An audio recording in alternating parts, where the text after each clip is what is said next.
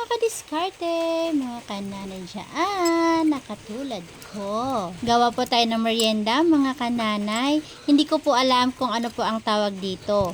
Basta ang alam ko po, saging po ito at madalas po itong ginagawa dati ng mama ko. At ngayon naman, ako naman ang gumagawa nito para sa mga anak ko. At mga kadiskarte, mga kananay, ang aking alam pong unang ginawa dito, nilaga ko po muna ang ating hinog po na saging.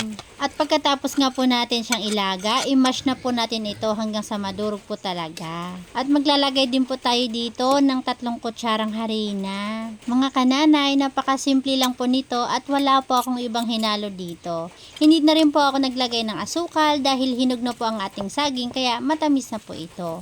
At pagkatapos nga po natin maglagay ng harina, i-mix lang po natin ito hanggang sa mag-combine po talaga ang harina at yung ating saging. At matapos nga po, umpisahan na po nating lutuin. Ayan, hindi po ako gumamit dito ng mantika, margarine lang po. Mga kananay, nakagawa na rin po ba kayo ng ganito? At kung hindi pa, gawa na rin po kayo. Tsak na magugustuhan po ito ng mga anak po natin.